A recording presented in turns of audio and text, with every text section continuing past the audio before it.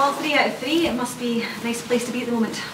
Yeah, good place to be, good results obviously, and I think the pleasing thing was showing a bit of everything in all the games, because we weren't at our best first half or last night. I thought we were a bit loose with the ball, gave the ball away too much, and then that allowed St Johnstone to pin us in because they were pretty direct, so it allowed them to have the territory, but we withstood that and then got better, which is a pleasing thing within the game. So we tried to be calm at half time and make sure we passed the ball better, which we did. But then obviously the sending off meant that we had to dig in, and in all honesty I thought we were comfortable with 10. Perfect mood then to go into a big game like this? Yeah, but it takes care of itself, doesn't it? With, you know, cup game, they come at good times in the season as well. You know, whenever you're playing rounds of the cup, it's a nice break from the league, something else to play for, different focus, and we've got the champions coming, so it's a good game for us. How do you feel personally about taking on this challenge this weekend? Well, that's one of the draws of coming in this league. You know, playing, there's some big clubs in this league, some big players, and you want to face the best, because I think I said from day one that we won't shy away from it. We want to get better, and if you want to get better, you need to be playing in big games, chasing the big teams down. And cup competitions are one-off as well, aren't they? So you know, we're taking them on at our place, which is a good game for us.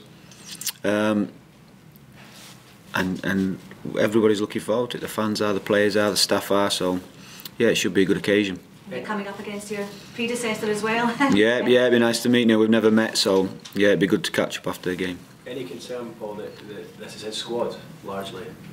In terms of, well, it is. I've not signed a player. Yeah.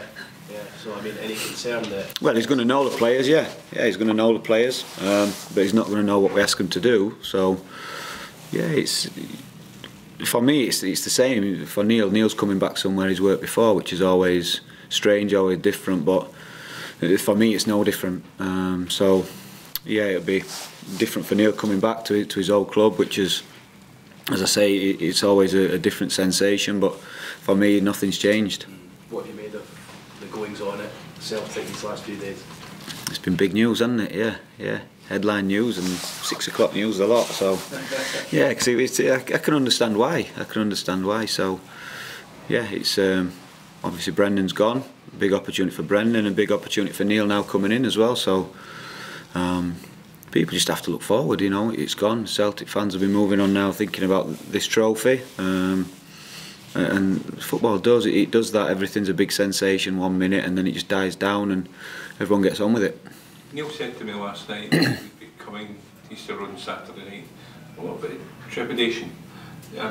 Should he be concerned in any way about the reception he receives from the Hibernian fans? Oh no, I really wouldn't know. He did a good job here. He's really successful. So I can't see there being any issues in that respect. The difference is Neil's now the opposition, so regardless any affection for him, now he's managing the opposition, and they say that's what's strange when you go back to a former club, because regardless of the feelings you have for that club, you have to be professional, and Neil will be coming here trying to win. He also said to me that Hibernian had made the right choice in appointing himself, obviously with 3 wins out of 3. yeah, that's it. It's easy to say that, isn't it? 3 wins out of 3. It's easy to say that. A mind game, possibly, or is it? I don't know. Maybe just like we sometimes do with City, just to deflect a question and get you to move on to the next one. I don't know. When the post-match presser was going after the game and he was chatting, and we were asking him about this weekend, he just sort of kind of gazed to the left, and I think he just saw your result coming in, and he goes, "Oh, we're up against it here. He's made a pretty good start. They've obviously made the right choice." I mean, I suppose that's nice to hear. Yeah, of course. Yeah, and as I say, I think there's always a certainly down south when I was working down there, there's always a respect among managers, because everyone's got respect for the job and the difficulties of it and the problems it can pose. So, you know, when you're sitting in the manager's seat, if you like, you know what everyone else is going through. So, yeah, I think there's always that sort of respect there between managers doing the same sort of job. But as I say, you come up against each other for the 90 minutes. You do anything you can to beat each other, and then shake hands after, wish each other well, and move on to the next. Did you face each other? No, as I said, we've never met. So yeah, which is strange. Usually you've come across people, but as I say, I'm new up here, so it's a new thing for me.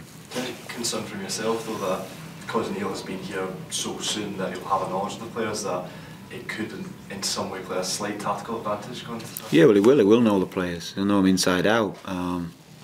But what can you do about it? That stuff happens every week. Do you know what I mean? We've got players who knew lots about St Johnstone players and staff, and it's the same every week. With that in mind then, Paul, is there something you can surprise them with on Saturday night? Yeah, pick a different team. That's it, yeah. That's it. He knows the players. Do you get what I mean? He knows that, so yeah, there'll not be too much we can surprise him with. Is that a challenge to you though, in trying to come up with something a little bit different that you may not have an inside track on? No, so as I say, you do your homework on team, players, everything, so you know. It's probably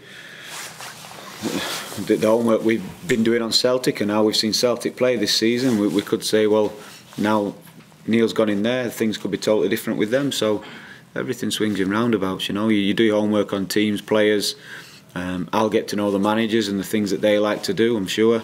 And that's just how it is, you know. You're always doing your homework on them, you always know what you're up against. And with respect to St Johnstone, Dundee and Hamilton, this is a step up, isn't it? Yeah, big step up. And it's one of the things you notice with the league. You maybe don't consider it, or I didn't consider it as much till you come up and work here, but there's a big gulf from top to bottom, you know, and that's no disrespect to any team. Everyone's working and working hard to find their level in the league and wherever they can, but one thing doesn't change is the size of Celtic and the fact they've been at the top for many years now, so there is a big gulf between the top and bottom, but as I say, it's the same for every team. You sort of face each other that often in the season that you become accustomed to it. A few years ago, you managed to lift this trophy for the first time in 114 years. Have you spoken about the club and the traditions in that day in particular? We haven't. We've been dealing with every game as it comes, so literally today we've put the St Johnstone game to bed and moved on. And that's it now. His focus is on this game, is on this competition, and as I say, it takes care of itself. A quarter-final of a domestic cup is a big game.